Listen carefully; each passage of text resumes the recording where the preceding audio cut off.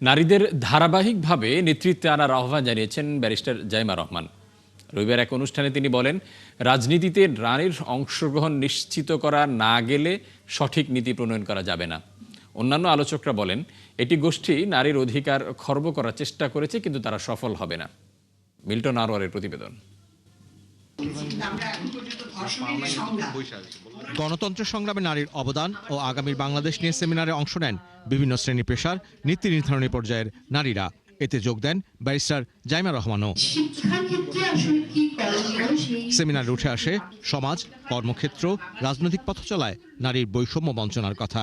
নারী প্রতিনিধিরা বলেন, নির্বাচন সামনে রেখে যখন অধিকার নিয়ে কথা বলা উচিত, তখন নারীর অস্বস্তি নিয়ে আলোচনা করতে হচ্ছে। অভিযোগ করেন, বৈষম্যের বিরুদ্ধে জুলাই আন্দোলন হলেও এরপর থেকে নারীর সঙ্গে বৈষম্য স্পষ্ট হচ্ছে। অর্থনৈতিক কার্যক্রম থেকে দূরে ঠেলা হচ্ছে নারীকে। বাংলাদেশে এই প্রথম বার্জার 1 কোটি মালসন, 1 কোটে পারফেকশন। নারীর যে বিভিন্ন ধরনের আইডেন্টিফাই আছে, সেইটাকে তো ফ্যাক্টরিতে বা কোথাও গিয়েছে পরিচয় দিতে পারছে না, কিন্তু একজন পুরুষ হিসাবে কিন্তু খুব প্রাউডলি বলতেছে যে আমি এটা করতে পারতেছি। রাজনৈতিক ক্ষেত্রে যদি নারীদের অংশগ্রহণটা নিশ্চিত করা না যায়, তাহলে সকল ক্ষেত্রে কিন্তু নারীরা পিছিয়ে যাবে।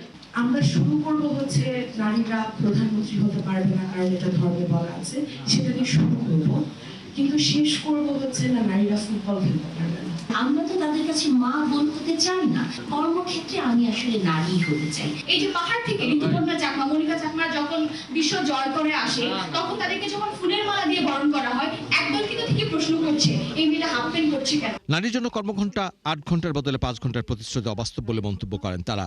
বলেন, সংবিধানে সবার জন্য অধিকার দেওয়া হলেও নারীকে পেছনে ঠেলে দেওয়ার জন্যই বৈষম্য করা হচ্ছে।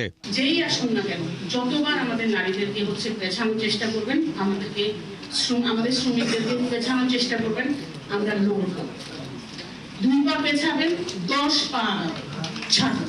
বাস্তবে যেটা দেখছি সেটা একদম অন্যরকম। আমরা দেখছি যে ইভেন এই সরাসরি বৈষম্য করা যাবে না, যেটা পরিষ্কার, যেটা 50 বছর আগে অর্জিত যে অধিকার, সেটার উপরে কিন্তু হাত দেওয়া হচ্ছে। 100টা রেপ হয়েছে জাহাঙ্গীরনগর ইউনিভার্সিটিতে, আজ পর্যন্ত আমরা বিচার পাইনি। রাজশাহী ইউনিভার্সিটিতে যত রক কাটা হয়েছিল, ওগুলো বিচার পেয়েছি।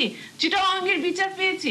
So a country can not be built without settling all this injustices. সেমিনারে ব্যারিস্টার জাইমা রহমান বলেন, নীতি নির্ধারণের পর্যায়ে নারীর অংশগ্রহণ বাড়াতে হবে। দলগুলোকে নারীর নিরাপত্তার দায়িত্ব নিতে হবে। যদি নারীরা না থাকে পলিসি বানানোর সময়, তাহলে কিন্তু পুরোপুরি আমরা জানতে পারবো না।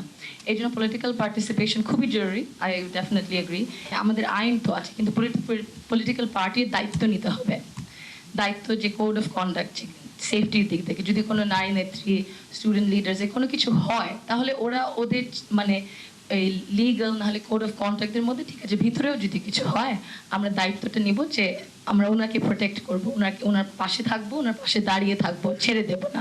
এছাড়া ধর্মের অপব্যাখ্যা, সাইবার বুলিং ও কর্মক্ষেত্রে হয়রানি সহ নারীদের নানা বাধা তুলে ধরেন প্রতিনিধিরা।